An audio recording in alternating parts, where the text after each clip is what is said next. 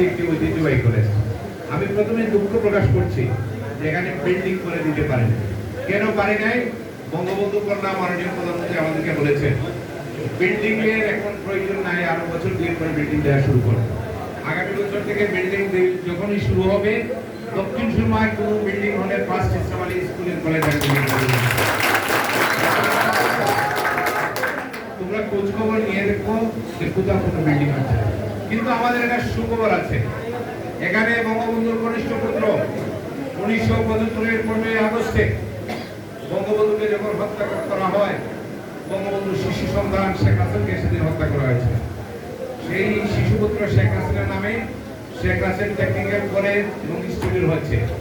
আমাদের নেতা যিনি আমার রাজনৈতিক অভিভাবক এবং আমাকে সন্তানের মতো স্নেহ করেন, জনাব জাহাঙ্গীর কবির নানক পাঠ্যপুস্তক আমাকে বলে দিয়েছে যে এই এলাকার 30% লোকের কর্মসংস্থানের ব্যবস্থা করে দিচ্ছে। কানাডা গিয়ে যারা যারা বাংলাদেশে থাকবা তোমাদের মধ্যে যুদ্ধ দেখে আমি ইনশাআল্লাহ আমি তোমাদের কথা দিচ্ছি এই স্কুলে করে দিই। নতুন পিডি নিয়োগ হবে, আগের পিডি পরিবর্তন হয়েছে, পিডিকে মাননীয় মন্ত্রী দিয়েছে যে আমার নির্বাচনী এলাকার মানুষের কর্মসংস্থান 30% থেকে বাকি 70% অন্য এলাকা থেকে যেন নেওয়া হয় যোগ্যতার ভিত্তিতে। এই কাজটি তোমাদের জন্য কেন হবে?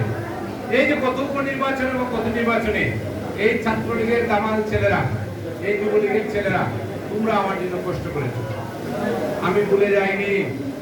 আমাদের অনেক নেতারা সেদিন ফোন করে করে বলেছেন শেখ হাসিনার নৌকা বঙ্গবন্ধু কন্যা জননেত্রী শেখ হাসিনার নৌকাকে পরাজিত করার জন্য, কিন্তু এই ছেলেগুলা আমাকে ছেড়ে যায়নি।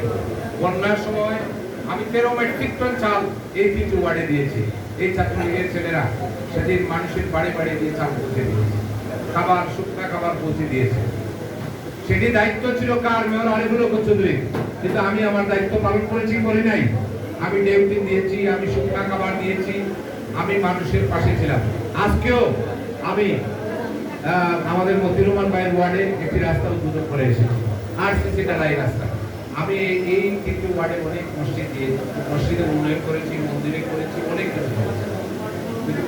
এই যে করার স্পিডটা পেয়েছি কারণ তোমাদের কারণ তোমরা আমার জন্য যা করেছো আমি তোমাদের এই ঋণ শোধ করতে পারবো। আমি ঋণ শোধ করতে চাই। এই টেকনিক্যাল স্কুলে করে তোমরা ছাত্রলীগের গাড়িতে পরিণত করে দিতে হবে।